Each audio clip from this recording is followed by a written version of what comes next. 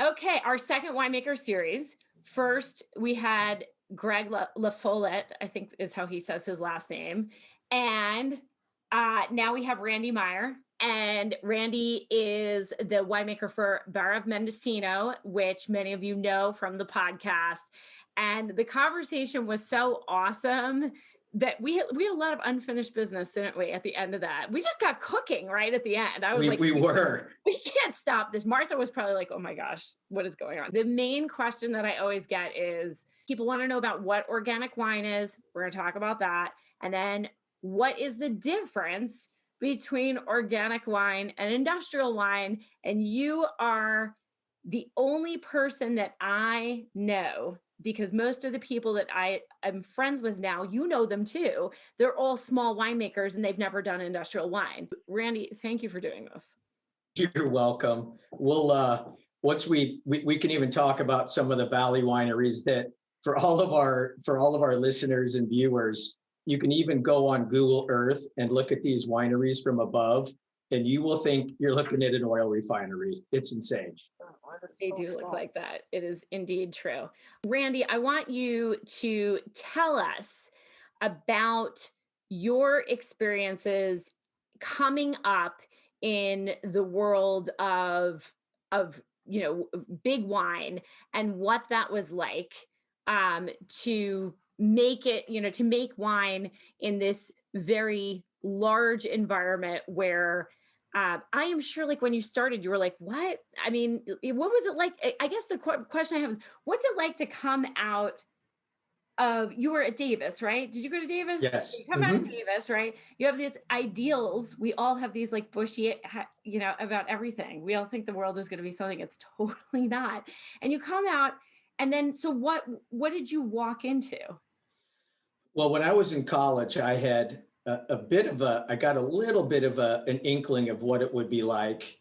I worked at a couple Napa Valley facilities, and really the eye opener for me when I first started at Korbel in 1987 was walking to the back of the tank farm and for the first time seeing what a 220,000 gallon tank looks like and how tall it is and how scary it is, and walking up the catwalk, like hanging, 45 feet off the ground and thinking, this is like almost 100,000 cases of wine times 12 bottles times 4 to 5 drinks per bottle. This is like the state of California in one tank.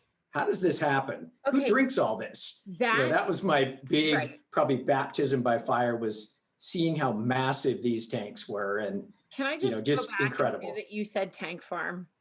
Yes, that's an industrial term, isn't it? Did they say that? Is that what they call that thing? Sure. I don't know. Because, I worked for a very large winery, which will go unnamed. But obviously, I spent some time. I did my time walking those catwalks on the tank farm too. And what's crazy is that the industrial wineries they're very braggarty about it. They brag about, like, look at this, look at all this.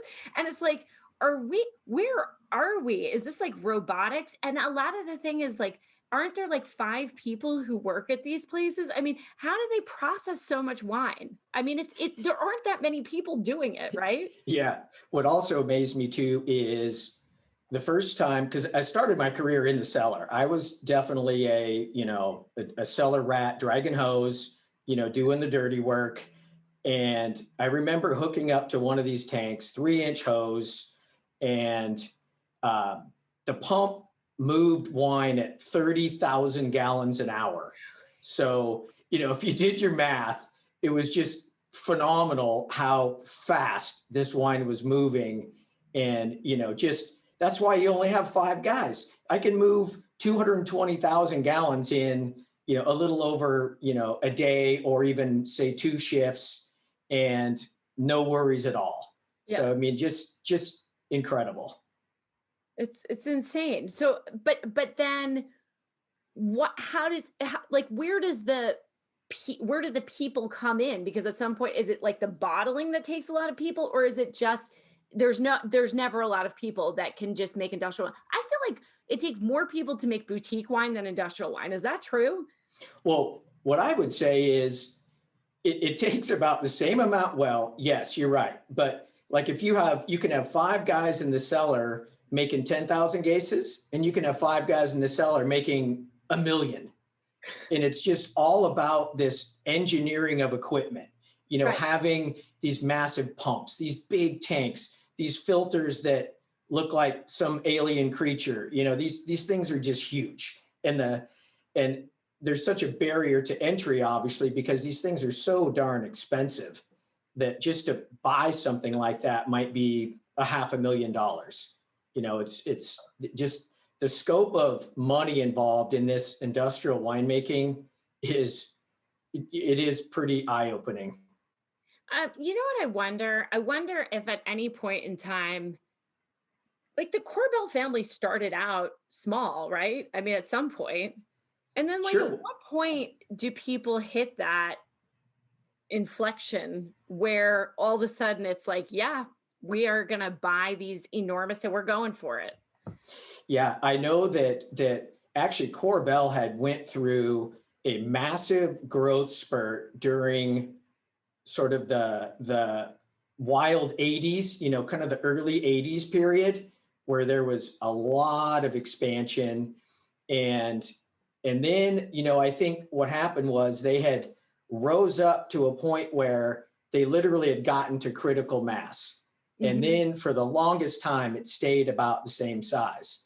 And then the millennium came, and when that happened, all hands on deck. Probably another 400,000 or 500,000 cases were made. And then, post millennium, we dipped back down again because, we just sold the heck out of it.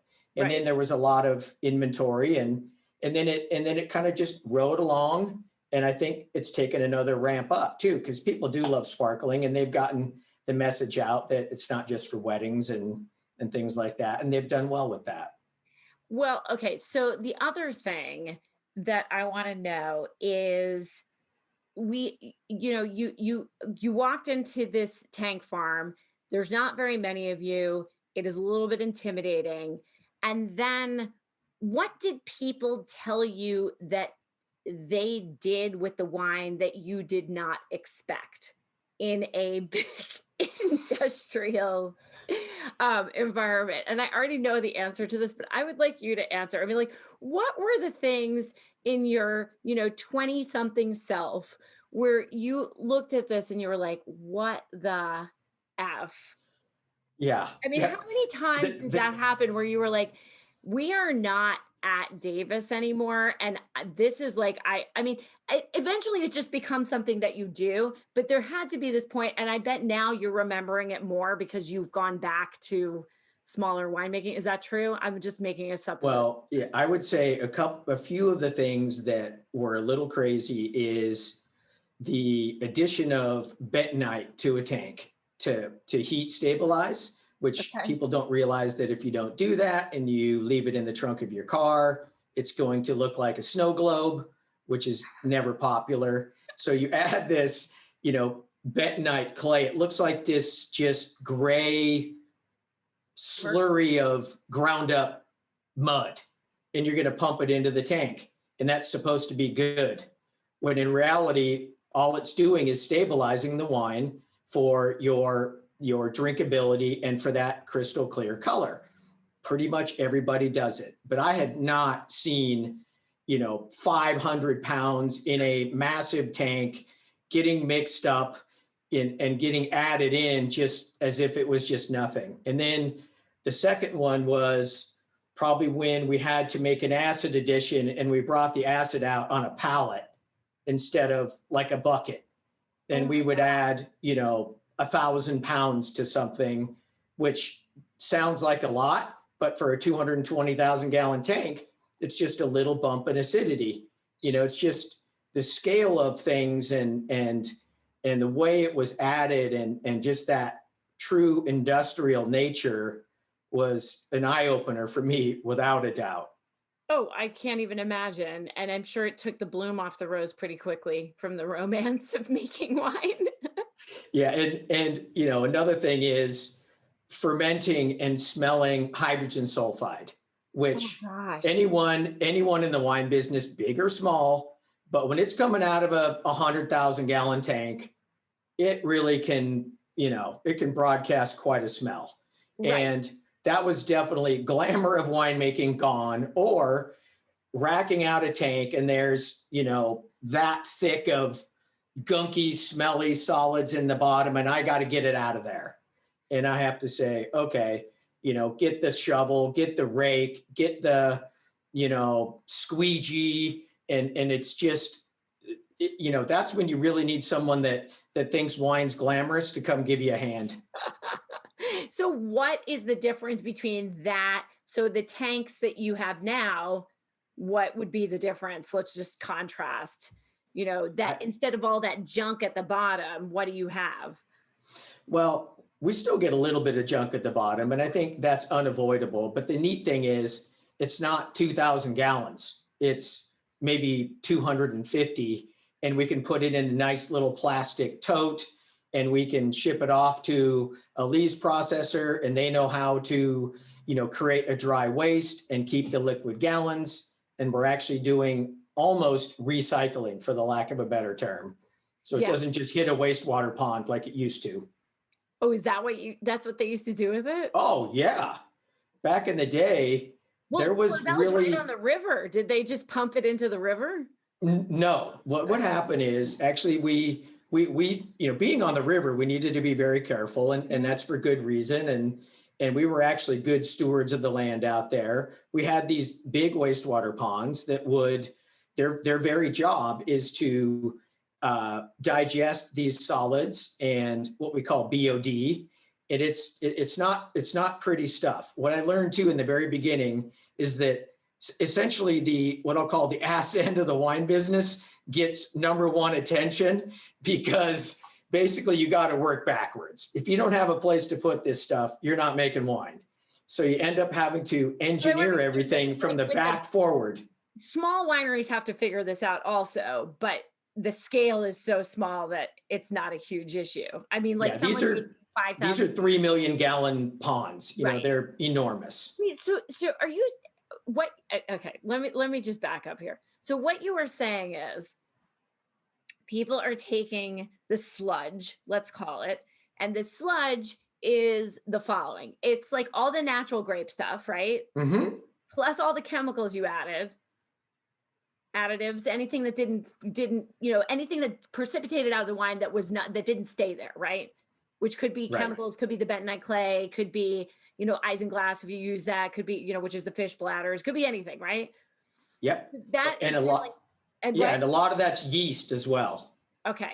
And so some of it is not necessarily like poison that you're putting into these wastewater, but it's It's mixed in with chemicals. I'm yeah, trying to it's figure really out like it's what's bad about the, you know, like sure. And I think what people misunderstand is it's really not chemically nasty at all. I mean, an organic waste that is obviously far safer than any other. It's basically like a gray water kind of waste. yep. It's not like what we would call like black water waste, which is pretty nasty stuff. But because it's full of yeast, grape solids, tartrates, and other just, you know, maybe some chemicals that are being used throughout the process that are not dangerous or toxic. Right. And that wastewater pond uses bacteria to chew up those that material and then slowly render it basically digested and then safe to be broadcasted out to the vineyard many months later. Okay. So that's one aspect of it. So, but if you have chemical waste because you've added stuff to your wine, you still put that in the, and I don't mean toxic chemical waste, but chemical waste, you're still putting that in the wastewater, yeah? Yes.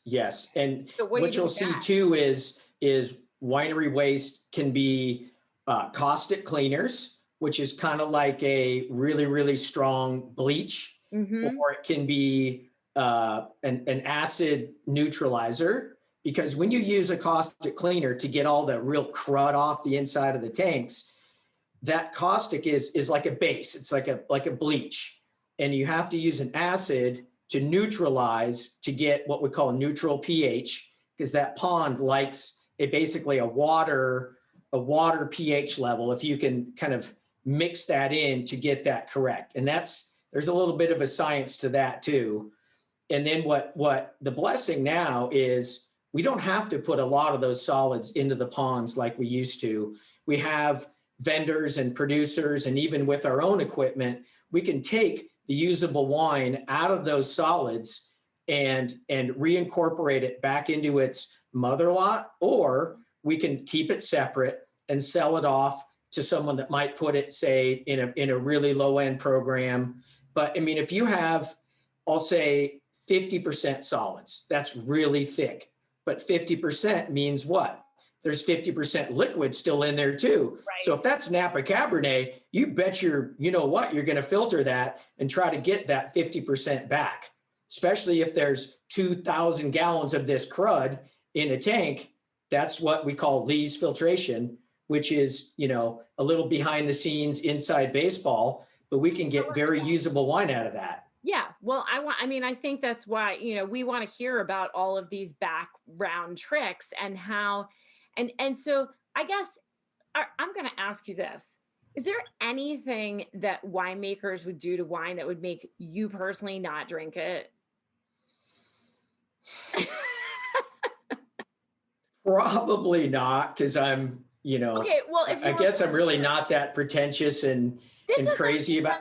I'm just talking about grossness. Like, I'm not talking about pretentious. I'm talking about grossness. So yes, like the grossness scale, right? Of sure. Like, that is just too much. And I know this is like something that they do, but I'm not going to do it. What is that thing, or what are those things? Like, I know I really like cringe at Velcorin, which we'll talk about, just because yes, poison. I mean, like it is. It's actually could kill you in the wrong amounts. That seems not right. Like, we could do something better than to use that, I feel like. But it's the big deal, and everybody uses it. But okay, so what's the thing? Sorry, what probably one of the thing that I think is the most blasphemous when it comes to winemaking is gum arabic. Yeah. Which is used so widely in what I'll call 10 and under, maybe California-based appellations, definitely your low-end brands, because gum arabic is just this, I mean, it's a natural product, but you're essentially increasing mouthfeel with something that they put in Dr. Pepper and Mountain Dew. And I just have a bit of an issue with that. I just don't think that's right. It's the low-end Velcorin. Yeah, it's basically like a complete mouthfeel cheater is what it is. Because it doesn't stabilize like Velcorin does. The cool thing about Velcorin is you can advertise unfiltered, yet you have absolutely given that wine the nuclear radiation of the century so that nothing can grow. And that's the secret behind it. I mean, isn't that cheating? Yeah, for sure. It is, right? What other? It's definitely cheating. So we got gum arabic as the cheat on the low end stuff. We have we've got Velcorin as the cheat on the high end stuff, which really is another side of the same coin, because they're enhancing mouthfeel too. They're stabilizing, but they're also enhancing mouthfeel and making up the flaws, right?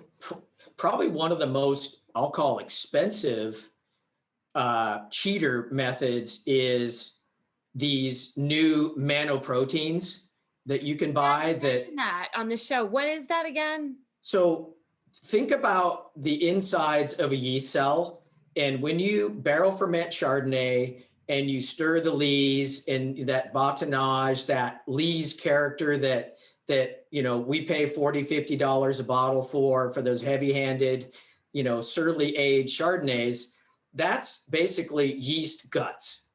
So think of processed yeast guts into a liquid solution that we can add into high-end reds and whites to enhance mouthfeel and pretend like we just gave it this amazing aging profile that we actually just got it out of a bag and it was like $500 for a little bag. Okay, so what's the difference between the flavor of a real wine that has experienced batonnage and the yeast guts? Like, would you be Surprising. able to tell?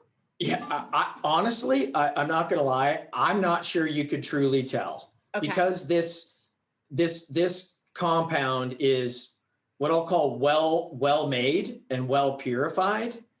But what happens is usually when you're using this, you've got to fill the hole in the donut, and that's I use the donut wine thing a lot.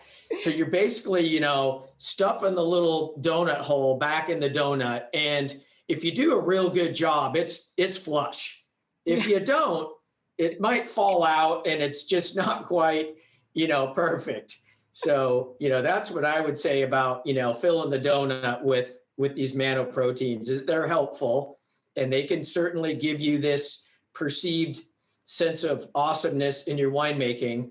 But in the end, it doesn't replace the old-fashioned way. All right, here is another thing. So acidification, which a lot of people use, especially in the New World and warm sites, I do think that it tastes like different from regular acid. Am I crazy or is that true? You're not crazy because essentially we use three different acids. You have tartaric acid, which is the most common, malic acid, which is like from apples and is really intense, and then citric acid, which is really stable. So citric acid is really nice to use right before bottling because you're not going to risk creating an instability in the wine. That definitely has a somewhat artificial flavor characteristic to it. And malic almost a little bit too. I call it has pretty high pucker power, where tartaric probably has the best natural integration because it complexes with other things and it's just way more natural. But a lot of guys, what they do is when they're correcting acidity at bottling, because they're big and their profile says this TA needs to be 6 grams per liter and we're 5.6. Oh, darn. We need to add 0.4 grams per liter. We're not going to add tartaric. We're going to add citric. And you can usually taste that. So I try to get the acid dialed in long before we go to bottle because I don't want to have to use the crutch of citric to get it right at the end because I know it's probably going to taste a little, you might notice it. Yeah, I mean, I definitely feel like I notice it. I see it a lot in Australian wines, especially where there's just this really sharp, like it just feels disjointed, and it's the acidity that's the thing that's sticking out. Like it seems mellow, and then all of a sudden there's this just weird shard, like a glass shard. Yeah. Can I gross out your listeners a little more? Oh, please, gosh, yes, we are dying to know the stuff. So here's another good one: ion exchange. This is something that is only used in large wineries, which you could be familiar with, and other large wineries, which you're probably also familiar with. It's essentially the exchanging of positive ions to the point where you can essentially get almost any pH you want by running this wine through an exchange bed where these molecules and charges are being essentially transferred from each other. And, there's some large wineries, one of them in Ceres, California, that, knows that this is what people do. They run it through ion exchange columns because it's extremely efficient, affordable, and you don't have to get a truckload of acid and dump it in as a powder. You use these ion exchange resins, which is crazy stuff and very much old school, but very efficient. Yeah. So what about, okay, so that's crazy. So Douglas had a question. He said, are there particular grapes that don't respond well to manipulation? Like, are there any wines where it's like, you really can't do that to this? Or are they all equal opportunity? I think some wines, I'd say Pinot is probably the wine that does not like to be abused. it's the finickiest of, I think, all varieties, in my opinion. I mean, there are delicate whites that are tough to deal with, but when it comes to Pinot Noir, if that's one variety where it's probably tough to make the silk purse out of the sow's ear. It's really hard. You know, you just can't do it. Where there's other varieties where you can kind of pull a rabbit out of the hat with a few tricks. Pinot Noir is not one of them. Well, that's one that really does come from the vineyard. What about the Merlot you can put in? You got that. You can put the cab in with the Pinot. You have that, right? You got your 25%. Called a blend everywhere else in the world except. Absolutely. You know that, you know, modern day Pinot Noir is almost never 100%.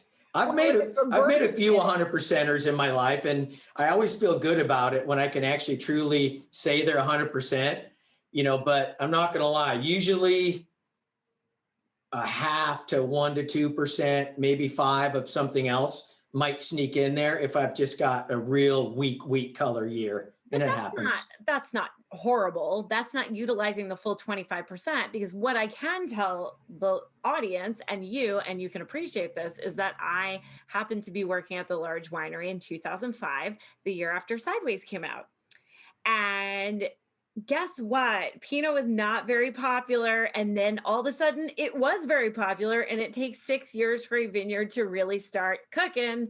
And yet everybody wanted Pinot. So what did we do? We just bought whatever Pinot was available, stuffed it with the 25% from Mendo and other places. And even in the Languedoc, where my brand that I was managing was based, they actually put no Pinot in. And then the French government did some math and later on arrested everybody I worked with because of that. Whoa. This reminds me of the white Zinfandel craze of 1988. People went to jail for that one. And that's the same deal. That scandal. Well, I'll make it quick. So in 1988, white Zin was absolutely on fire, and the Valley wineries just couldn't get enough of it.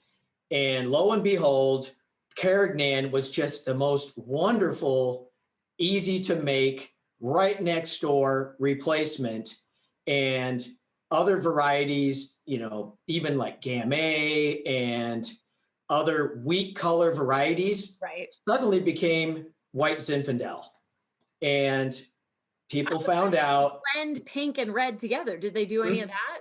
Well, they basically the way they used to process it back then was they used these continuous systems that would crush, and the must would go into this incline screw, and with a big giant screen on the bottom. And the screw would gradually use gravity, and the juice would all come spinning out. And this was constant. It wasn't, you know, like what we consider basket presses or batch presses or bladder presses. These were automatic. They would just do a couple 100 tons an hour and make this light pink, you know, colored juice from these red varieties. And, you know, armed with carbon or other, you know, even other tools of the trade, you could make white Zinfandel out of damn near anything. And that's what happened, because it went from $400 a ton to $1,400 a ton in 1 year. So obviously people got greedy. Gosh, that's nuts. Yeah. And I think people don't realize that eventually math is going to get you. Like, it eventually catches up. Somebody is paying attention to how much has been crushed. So like the math can't possibly work out. Yeah. But again, the math in California doesn't need to really work out, because you got 25% of whatever you want to use. I mean, 75% is not that much. You know, you could use a lot of like really crappy Pinot in that 75%, and then use Carignan or whatever else you want. I mean, the laws are pretty squishy. We had a question about what Velcorin is. So we talked about that a little bit in the podcast. Can you explain the toxicity of Velcorin, what it actually? Sure. So Velcorin is a method it's actually used in Gatorade. It's used in a lot of like the Odwalla juices. I don't know if you guys remember when some kids were drinking Odwalla and they got sick, and there was actually even a couple deaths. So what they did is to try to be unfiltered and have that, kind of solidsy, healthy look to it, Velcorin was used as a way to essentially sterilize that juice. So I believe the acronym is DMDC. It's such a long molecule that most of us can't pronounce it.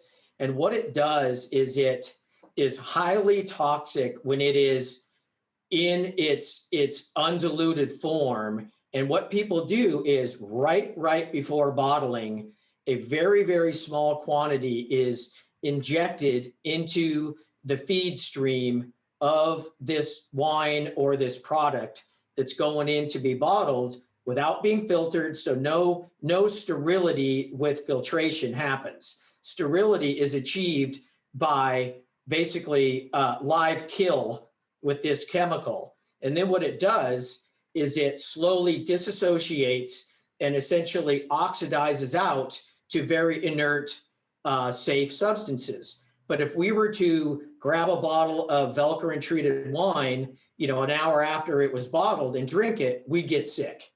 So, it is some dangerous stuff. It is highly effective, and a lot of brands that you guys might absolutely know and love use it, and it hides in a closet and no one ever sees it and no one ever talks about it. NDAs are signed, and it never gets out in public. But if you ever see like a $70 or $80 Pinot Noir or something like that that's advertising it being unfiltered, it's highly likely that got a hit with Velcorin, so it won't spoil.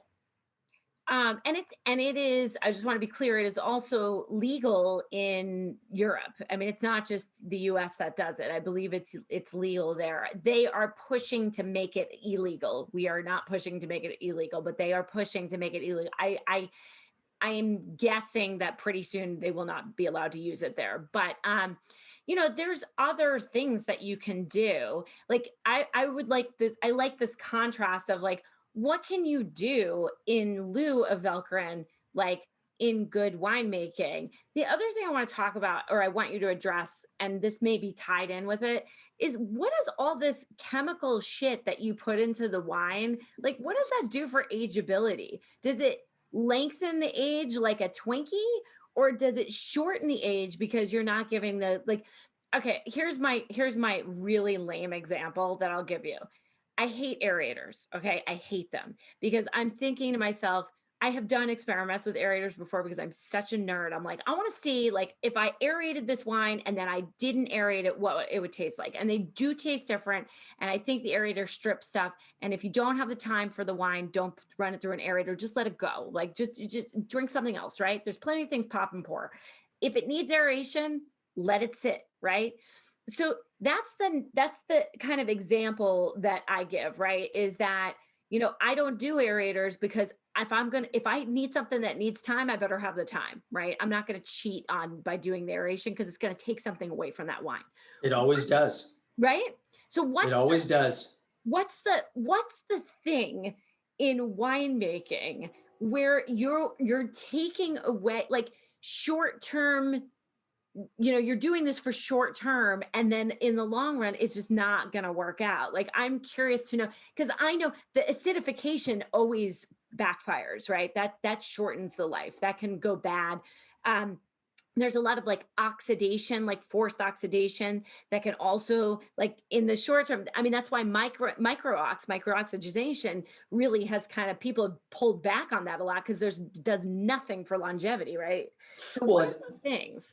Sure, and I think there's a lot of subject matter to cover here, and I think that what happens, for instance, microoxidation, which probably a lot of your listeners know what that is, but if not, I'll give them an explanation. So instead of barrel aging, a lot of these producers that are selling, $20 bottles and up use microoxidation. It's an oxygen tank that goes through it looks like a computer that might be next to a hospital bed, and you enter in all your little parameters, and there's this little stone that looks like it's would it be in the bottom of a fish tank, and that goes in the bottom of your tank, and you hit start and you hear shh, and it's bubbling oxygen into the wine. So we're essentially artificially enhancing the aging of that wine. And if there's something to be learned, what I think happens is we get so excited about trying to get the wine aged and ready to bottle sooner for cash flow and profit, that we lose sight of the fact that that process is like throwing the ball way downfield and not yet knowing if you're ever going to complete the pass. It's still going even when you turn it off.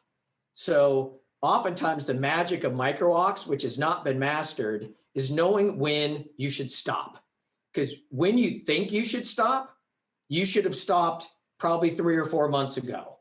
So it started, just to be clear about where it started in Madiran or Madiran, however you want to say it, because Tanat was so horribly tannic.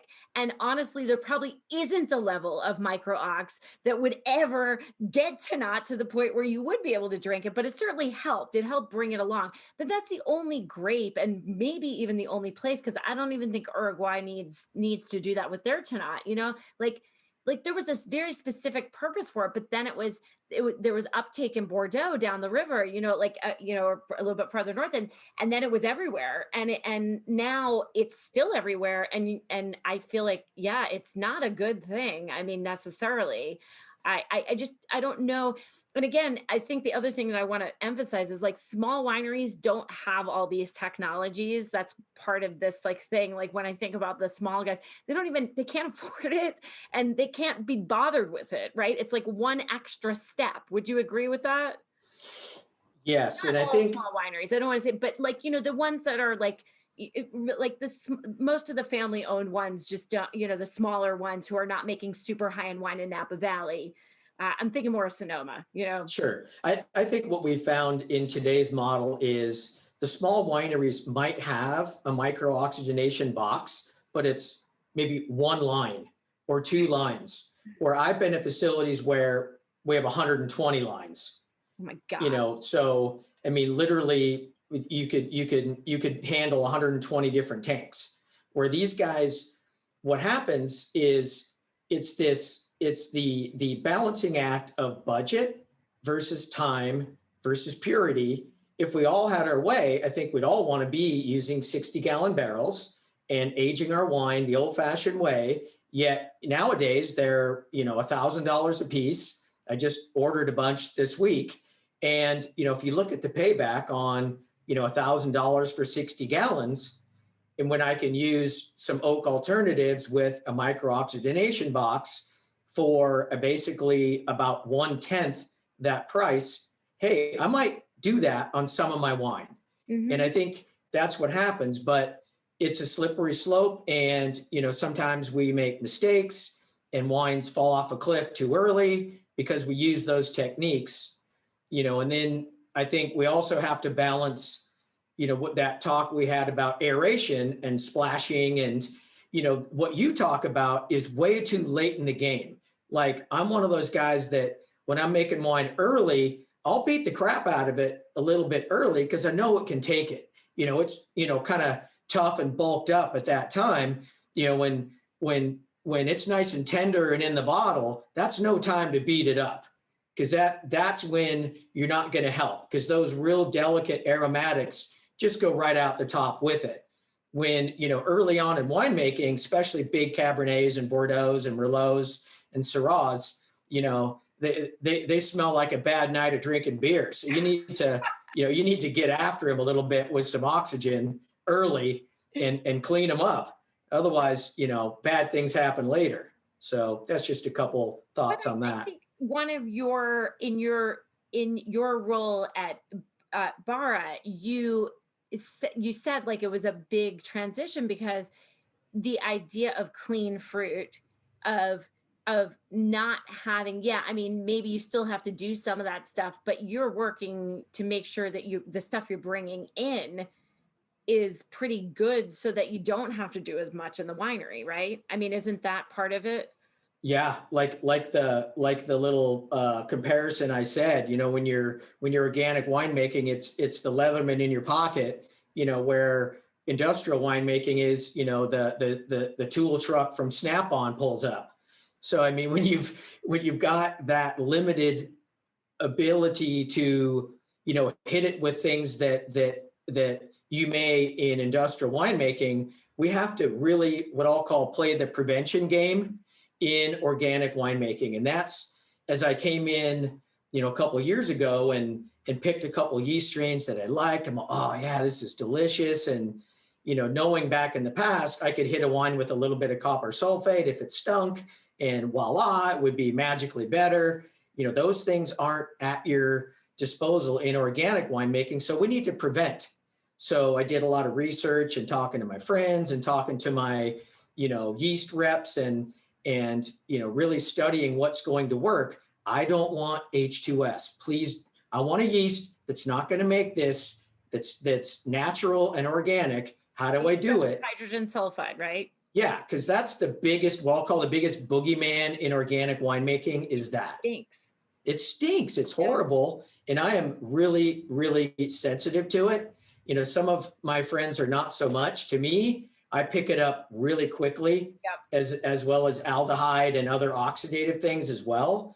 But H2S, oh man, I mean, that's a way to really ruin a party when a screw cap or which tend to get reduced, or something that's got that character because, I didn't do my job early on and prevent it from happening. That's the key. What you're saying is that you're MacGyver. I just wanted to put that out there for you. Total MacGyver. You're the MacGyver of wine. And I just wanted to give you that because I feel like that's very important for you. I might actually make something for you that says Randy Meyer, MacGyver of wine. I totally think of that as a compliment, Elizabeth, all day. Who doesn't take MacGyver as a compliment? Yes. Who wouldn't want to be MacGyver? But I feel like that's the thing is you didn't used to be MacGyver because you had all of the, you were like the guy imprisoning MacGyver. And now you're on the other side of it and you can get yourself out of all of these situations or not get yourself into the situations in the first place. I think that's the idea of clean winemaking in terms of not in the commercial bullshit, like celebrity clean winemaking. I mean, clean grapes, like having good grapes, bringing good, grapes in so that you don't have to, then you can be MacGyver because you don't have to work it too hard, right? I mean, I feel like the role I'm in now is, the sort of gentleman farmer who, gets out there with the hoe and then in the winery does his best, but once in a while has to get the MacGyver tool belt out and pull a rabbit out of the hat. And that's what happens sometimes. And that's what makes winemaking fun because you just never know what's really going to happen and challenges come your way. And I've always loved to tinker anyway. So it's always a good blend of art and science. And this is much harder though, what you've done now, correct? It's much harder. And yet I'll say the reward is better because you really do feel like you've done something more naturally as well as, and not had to use crutches to get there to win whatever score you get, or just even to have someone that compliments your wine in the tasting room, that's enough for me. I mean, scores are awesome and they help for marketing, but I'd much rather have a friend or a colleague say, dude, that rosé was great. I loved it. That's what makes my day. Yeah. I mean, that and not having, I mean, in a way, and I think I talked about this on the podcast when we were talking about all of the stuff that goes into this, and we've elaborated a lot as to, and we didn't even talk about all of the gross stuff that comes in off the trucks in the Central Valley, but we could address that pretty quickly. We sure can. Yeah, we could talk about ground up snakes and rats and things like that. Sure. Could address that really quickly. Mm-hmm. However, remember, with 5 people, I worked harvest the last time we could do that in Virginia. And there were 5 of us at the sorting table picking out stuff like worms and things like that. There were no dead things, right? Because it had all been hand harvested. But we were looking for bad grapes, right? if 5 people work at the winery total, you can imagine that when those grapes come in off the Central Valley floor from the easy bake oven that was the vineyard, there's stuff in there. I mean, It's I've seen some of the most crazy things end up in grape loads out of the valley that, they're just, your listeners might say, all right, that's enough. no, I But don't yeah, think so.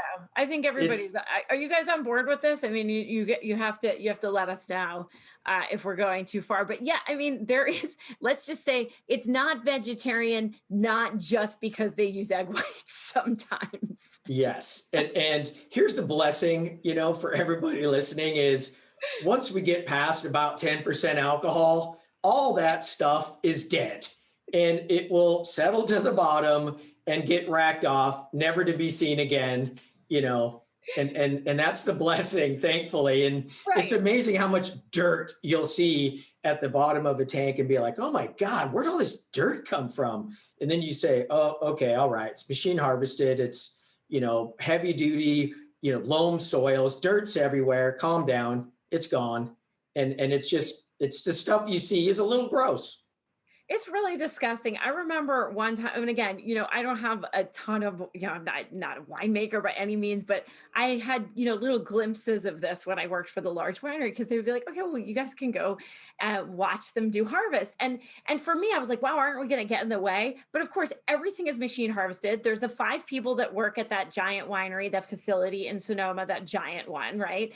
And like, they're just bringing it in and dumping it into I don't think they had optical sorters at that point. Maybe they did have people sorting, but they were just getting it going and that was it. And then it went into the tank and like, that's fine if there was dirt and leaves and all that kind of stuff. I mean, the sorting, hand sorting, if you're actually doing it, none of that is going in. I mean, none of that is going in. Or very little of it, and when you hand sort, it is really hard work and you're just constantly being vigilant and whatever you don't get, the person after you has to get. And it's intense. You know what I mean? Yes. And well, the first thing is you get dizzy because the fruit's coming by you and you have to be quick and react fast. And you got to have a good relationship with your fellow sorters. Yes. So we're all on the same page. And you're thinking, wow, we're just up the price of this grape by about triple with all of our labor and effort and, to pick out these little raisins and jacks. And, and then you think of a large winery and they might be able to dump 3 whole truckloads into a hopper without even turning it on. It's true. I And, mean, it's crazy. 75 tons in a hopper without even hitting the start button. Oh God, yeah. I mean, I think there's definitely some issues to be addressed, and I think this is why, like, I think when people sometimes ask me, and I will always refer to them to the podcast that we did, but especially to this from now on, why don't I support, large wineries and blah, blah, blah. This is why. I mean, it's really hard when you've seen how that goes. And then also, there's a whole other side to it, which is the business side, which is very cold, calculating, callous, and unfair. It really is unfair because it is completely a rigged game, and it has to do with prohibition, and we're still in that state. And I mean, people can say that the wine group and Gallo are the best thing that ever happened to the wine industry, and maybe they have done good things, but I think in the end, a lot of the really dark side of the winery can be attributed, or wine industry can be attributed to people like that. It's not it's sad. It really is quite sad because that is where the artistry dies, right? That is where the small dies. That's where technology takes over to the point where we're not seeing, like it stifles innovation. I think that's a real problem. So yeah, I don't know. I mean, and also gross stuff that Yeah, really and don't do in it. in my world of large winery winemaking, to your point too, is that what was always difficult for me is winemaking by the chief financial officer. Oh my And it God. was such a bear to, kind of balance that. Just, can I please buy this little bit better oak? No, that doesn't meet the cost of goods. Sorry. Or, just this, okay, the spreadsheet says this at the bottom and you're an extra buck, that's not going to, we're going to lose that on the distribution end. And you start just banging your head against the wall going, okay. And then if it's a public company to boot, where you're trying to, deal with stock prices and that's when winemaking is absolutely lost its art form, and Yeah, it's I mean, just an industrial Coca-Cola factory. but if it were an industrial Coca-Cola factory, it would be easier because it's not agriculture. And that's the really big problem with working for a public company that has winemaking, that has a wine arm. And it's especially bad. I have friends who've worked for ones that own liquor and wine. And what they don't understand is that wine, even though the stupid government does not recognize this, wine should be regulated by the USDA wholly, not just like, the organic portion, all of it.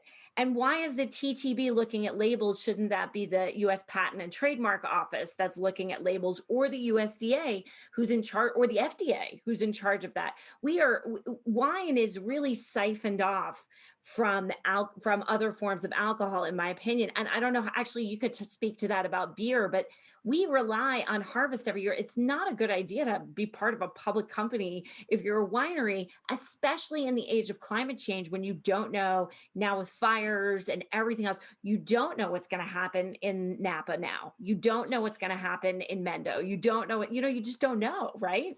Right. I mean, every year that comes, you say, "Oh God, can we get through a year without fires? Can we get through a year without, excess drought?" And hey, you know what? Honestly, we're pretty spoiled in California viticulture compared to, say, Europe with all the rain. And yet these fires are devastating, and the Aussies know it all too well too.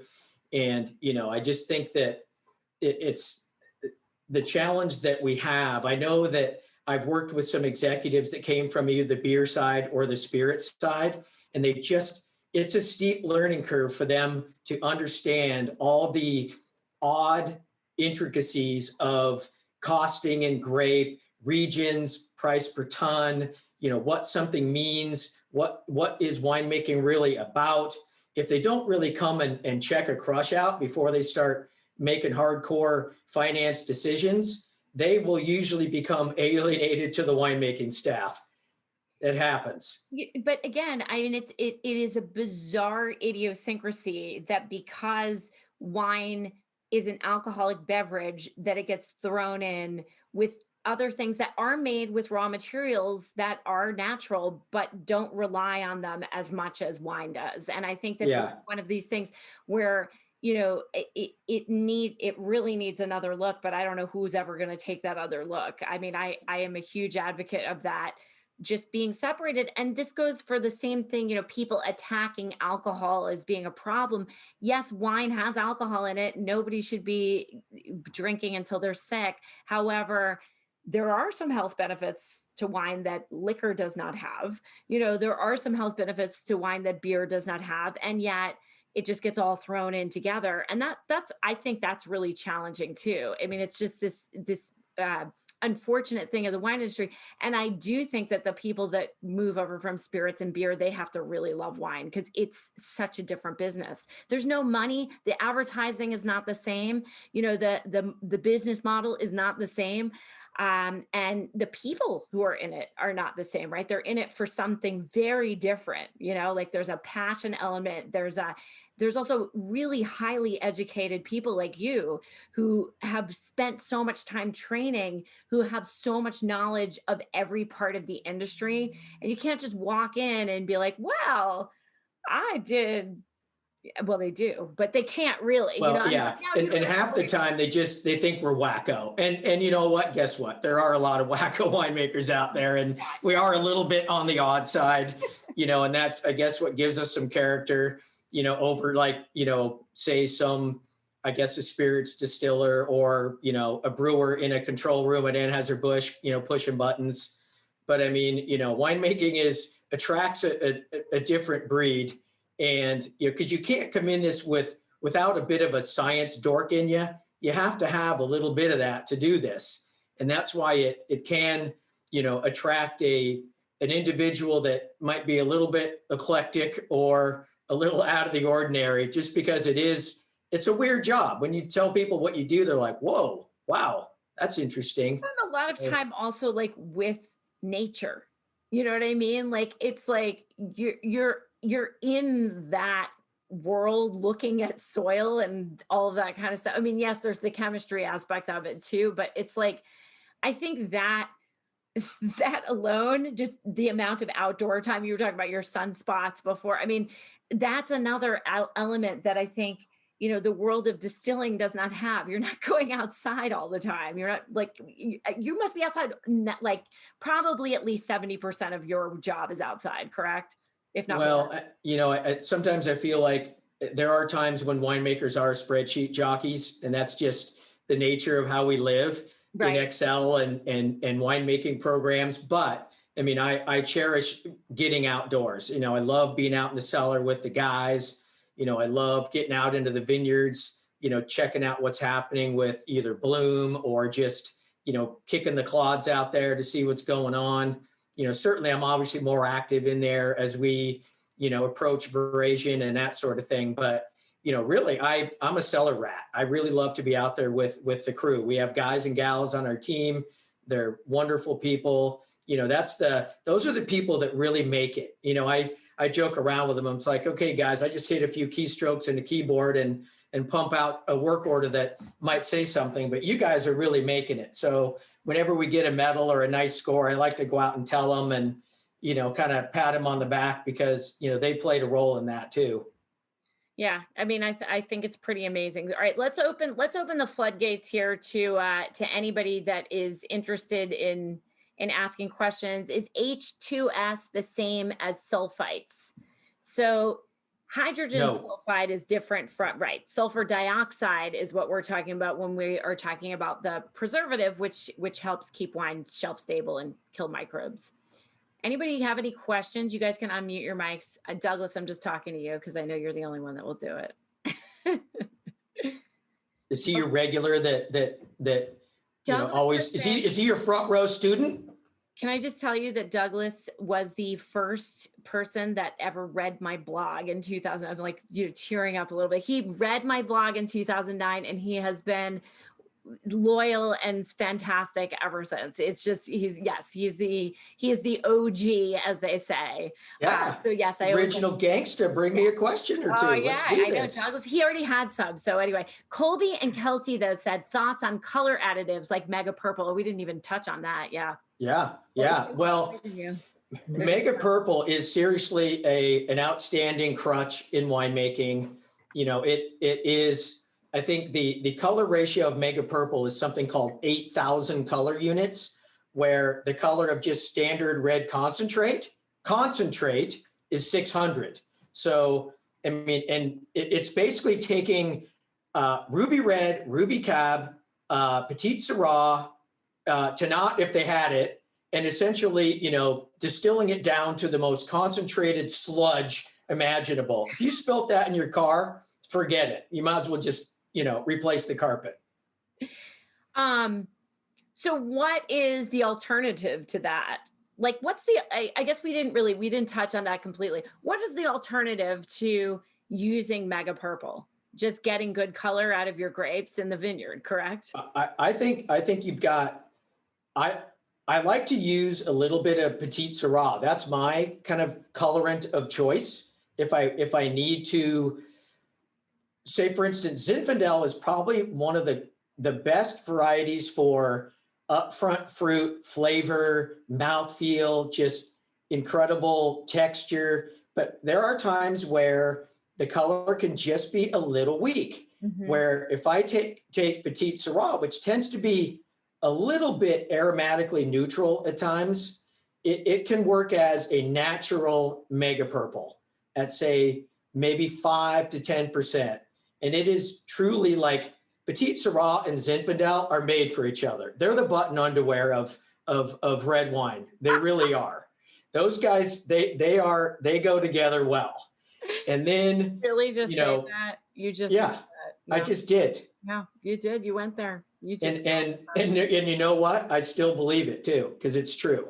And honestly, the reverse is true too. Like Petite Sirah, dark color, kind of a cult wine. But I'm not going to lie, it's a little bit boring aromatically.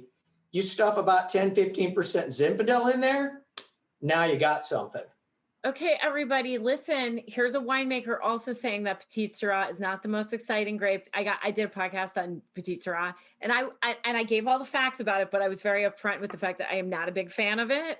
Me either. Really don't like it. I don't think it does well on its own. Again, with Zinfandel, it can do fine things, but people were so mad. Some people were really mad. They're like, Yeah. why'd you shit all over Petite Sirah? I'm like, I don't like it. I mean, I always am honest. It doesn't mean you don't like it or you Sure. can't like it. Of course you can like it. So, all right, Kelsey and Colby said, what are your overall thoughts on biodynamics versus organics and sustainable viticulture? Before you say that, I will say that, you know, I one of the most interesting descriptions or conversations I've had, and I should have her on this show again, was with a friend of mine, Marina Marcarino, who does organic, and she does do some biodynamic, but mostly organic in her vineyard in Barbaresco. And she was one of the first to do work organic in Barbaresco, and they all called her La Pazza. They called her the crazy. She said that the organics is a system with science behind it where you're going through the motions and you've got to follow that. And biodynamics is a philosophy. And that the difference is that you can't certify a philosophy. So she does not understand why people are trying to get Demeter certified, because it's a philosophy versus organics, which is really brass tacks. I thought that was very interesting. So I don't know. I don't know whether you see it that way or whether that makes sense to you, but you're practicing.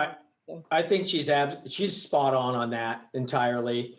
And I have friends that are biodynamic, winemaking and grape growing. And I definitely believe it's a philosophy and a bit of a cultural mindset that I just have not been able to completely get my head around. I'm not going to lie. I just seem to think it's just a little bit strange to me. I have respect for it, and I feel like it has a place in our world of winemaking and agriculture. Yet I feel like, the organic, where we truly do have a set of criteria and a real governing body that gives us that confidence in the consumer and what we're doing and how we're not having all this excess input is highly valuable. And I feel like today's millennials and Gen Zers, Gen Xers, they embrace this a lot more than, our past. A lot of our baby boomers like me, we're kind of getting a little hip to it, but we really weren't in the past. I like and skipped over Gen X altogether. Thank you for leaving me out. I appreciate it. Thanks. Oh, that's cold, huh? Article that came out that said nobody should be overlooking Gen X in the wine world. I'm going to send it to you just to prove it.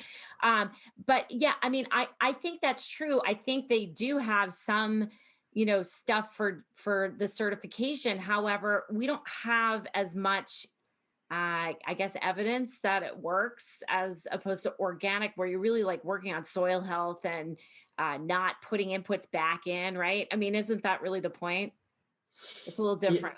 Yeah, and I feel like the sort of criteria that biodynamic is based upon is using this it's like a belief system. It's almost as if it's a religion or a faith, where you have to be a believer, where I think there can be and they actually do use many organic principles as well. So you kind of are commingling this religious faith and philosophy with obviously some really clean winemaking and stewardship of the land, where I think in our level of CCOF, we call it, the Certified California Organic Farmers, our governing entity sees this sort of balance of we still need to try to make a product that is shelf stable, but doesn't have, all the crazy chemicals that are used in non-organic. So I feel like it's a good balance, and being able to use a little bit of sulfite, yet, much reduced compared to conventional winemaking, the consumer is going to appreciate that. Because when you drink these NSAs, or no sulfites added, they're a little rough. I mean, it's awfully tough. It ruins the idea of organic wine, because they came out, that was the first thing that people saw, and they sucked. And it was like, oh my gosh, these are horrible. And then people were really very put off by it. I think people now want to see, at minimum, made with organic grapes if they can. And I do think the problem is, and I see this here, and also I actually just had a listener patron say to me, like, look, I went to the store, and this guy, like, this was in the UK, and the guy was saying, like, the best thing you would do is buy stuff from small producers, because most of them work organic. They can't afford the certification, though. I don't know how true that is.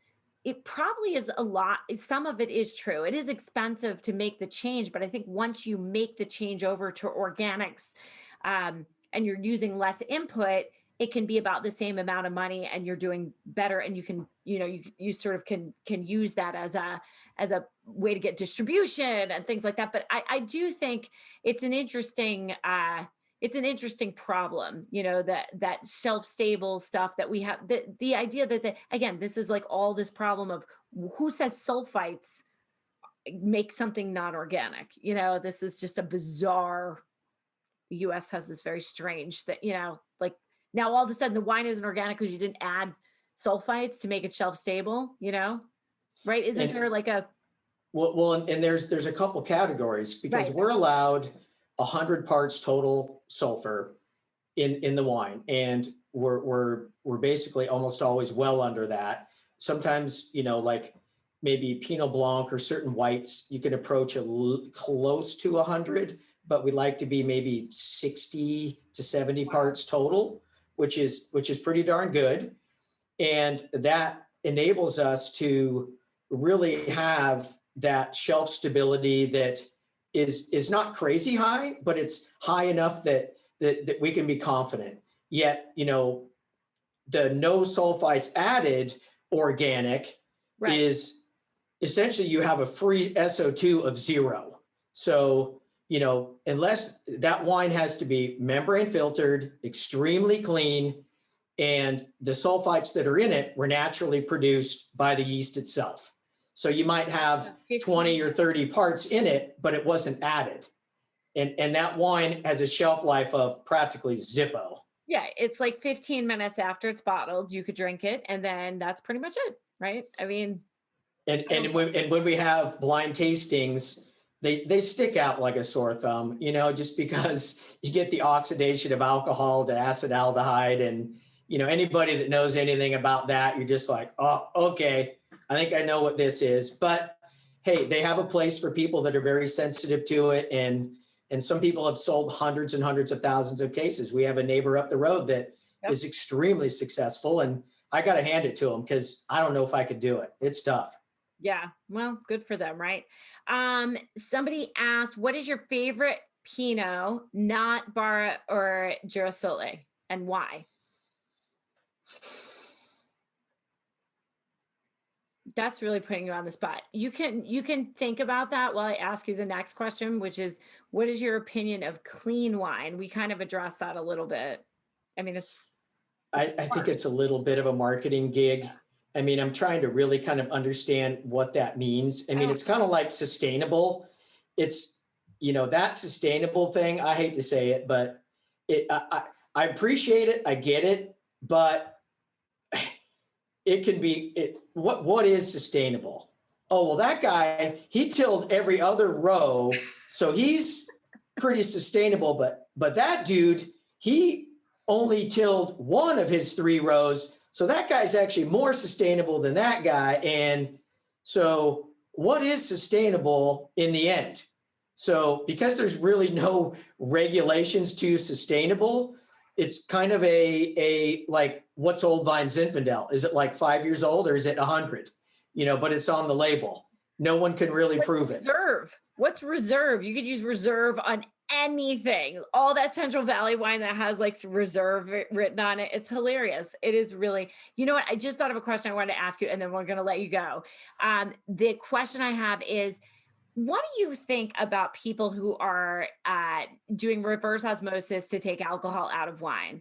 Do you think, I mean, it is a common practice and it's something that people do. And now there is this trend, which I'm not very happy about people wanting low alcohol wine. So now we're once again adding another level of manipulation to the wine. What's your feeling about all of that and about these? I can barely keep a straight face when I'm like, well, let's take all the alcohol out of wine and then still have the flavor of wine, but then like just drink Welch's grape juice then. Like fine. You know what? Actually, Navarro up the road from you makes a Gewürztraminer, non-alcoholic Gewürztraminer. Drink that. I don't understand why people want wine that's lower calorie. And I mean, they want lower calorie and they want it having no alcohol in it. And it's not that high in calories anyway. No, I feel like this is a parlay off of the seltzer craze and the low carb. We didn't even get to seltzers either, which I was going to go off on that, but I won't. I mean, I don't want to brutal. I mean, talk about almost a synthetic beverage, that is absolutely. People are just getting rich off that stuff. Oh, it's amazing. But, I mean, the de-alcoholized wine, I feel like is, I have an acronym that this will be on YouTube, so I won't say it, but it's one of my favorites. But it in a sense, what we're doing here is we are adding a layer of cost we're creating, how I always talk about trying to fill the donut? Yeah. We just created the donut. So now we just literally just drilled a hole right in the middle of this. And now we got to try to make it drinkable. So what are we going to do? We're probably going to put some gum arabic in there. We're probably going to do something else to help the mouthfeel that we just ruined by taking out the alcohol, which was responsible for body. Sure. Which is, in a way, the carbs that are in there are from the alcohol. We can't fill it with concentrate because that's going to add carbs. So now we're going to make this insipid, low alcohol donut wine that is, I mean, I'd rather just drink a Diet Coke, to heck with it, I mean, why are we chasing trends, right? I think that's the real thing, is that wine is something, I think we never learn the lesson that wine, it can be trendy, but it really shouldn't be, because again, to make any vineyard work, you need at least 6 years, right? Between 6 and 10 years to get it going. And so like, trendy in wine doesn't work. And then the idea that we're trying to be something, like we're trying to be seltzer because people are complaining that wine is too high in calories and it's too high in alcohol. Don't drink it. This will die. I have a feeling it'll just be a fad and it'll fizzle out because people will realize that what makes wine what it is its natural balance, with minimal manipulation. And that's just, this is a total fad based on the seltzer craze and the low carb deal. And I have to say, I'm going to take it one step further, which is that even if it isn't, and the wine market shrinks as a result of it, you can't take something that is fundamentally made through a process that, like, even if you just did very little, wine has been around for so long. I mean, we are talking about an 8,000 year legacy, and you can't have it both ways. You can't have your cake and eat it too, right? You can't have something that tastes like wine and then take out one of the fundamental elements of structure. It doesn't work that way. It just doesn't. That's right. not how it works. And again, if you can't spare 130 calories or 120 calories for a glass of wine, don't drink it then. Have the Diet Coke that's 0 calories. But I really feel pretty strongly about this as I'm reading this stuff. It's just absurd to me that people are chasing this, that winemakers are chasing this. I mean, again, maybe it's nothing to Gallo and Constellation and the Wine Group and Bronco, and maybe they can go do that, but it doesn't make sense for people who really care about wine. And if people want a lower calorie beverage, they should not drink wine. They should drink something else. Yeah, and I think that's ultimately what's going to happen is that they will try to appeal to your seltzer crowd, and it'll last for a little while. They'll be like, "Oh, it's kind of expensive. It's okay. It's not great." And then they'll just go grab that White Claw and plop that in the cart, and they'll say, "To hell with it. That was kind of, I don't know about that stuff." And then a few years from now, we'll be like, "That was dumb. What were we thinking?" And hopefully it'll fizzle away, God willing. Really interesting. Sorry to build on that. I had a conversation with a buyer from a very large group of wine stores, and we were talking about canned wine and how fundamentally a lot of people who like canned wine, except for the people who are taking it out, for summer activities, which is really what it's great for. People are making the financial calculation between a can of wine and a 6-pack of White Claw. And although there's like a couple of glasses of wine inside of a can of wine, they're looking at that and saying, but that's not as many drinks as the White Claw. And then the only reason that like a lot of people buy the canned wine is because it has so much alcohol in it if you drink the whole thing, and they're looking for the buzz, which is like, I mean, God love these people making canned wine, but that's the mentality of a lot of people buying it. So it's just, again, there's such a disconnect. I mean, I was talking to somebody today about this.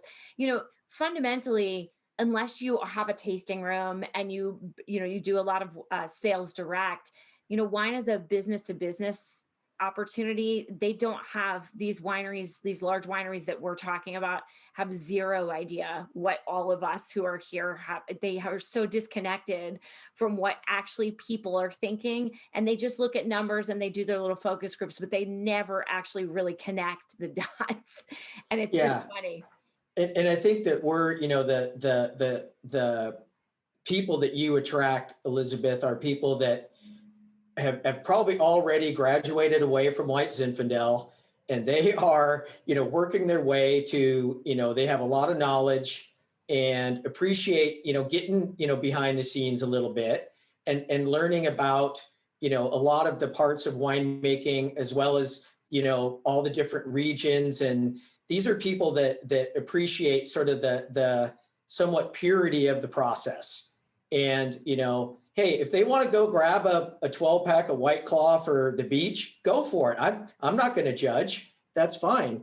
But I think, 7% alcohol that's through reverse osmosis and got gum arabic in it, we're not going there. We're not going to go there. And I think that the bottom line is the way that you are making wine, the way that your arc is just so fascinating. I really appreciate you sharing your story, not once, but twice here, and really breaking it down for us, because I think it is important for people to hear the actual story and the things that you have seen and done.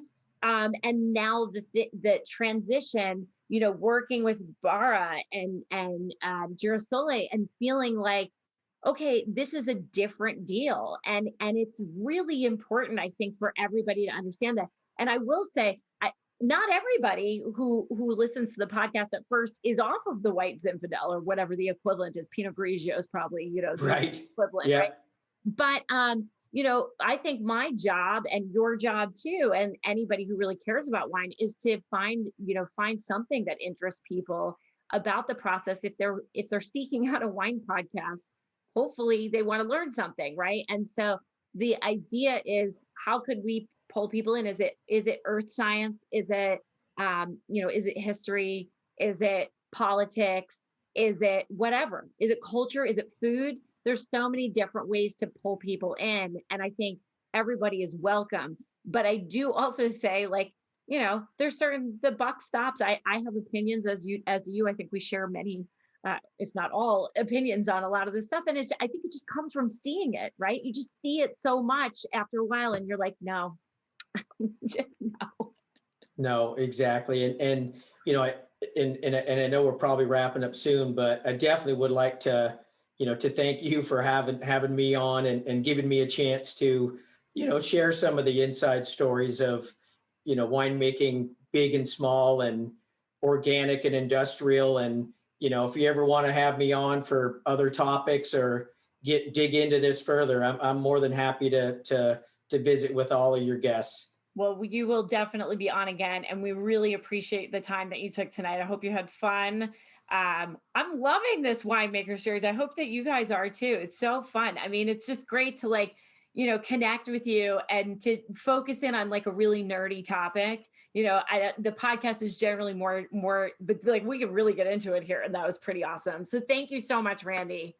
Oh, you're so welcome. And thank you to all your listeners. And, definitely please, give us a try. If you can find our Girasoli or Barra somewhere, we'd love to have you take a sip and, get back to us, let you know how you feel about it, good or bad.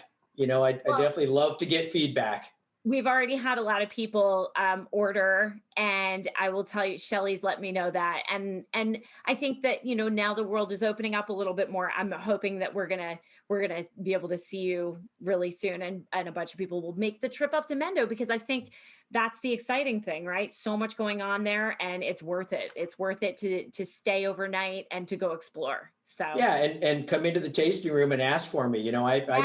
I sit in my office and I go out and visit with people all the time. So, I'm here for you if you want to come visit. Oh, you just opened the floodgates, Randy. That wasn't a good idea. Oh, come on, let's do it. Anyway. All right. All right. Thank you so much.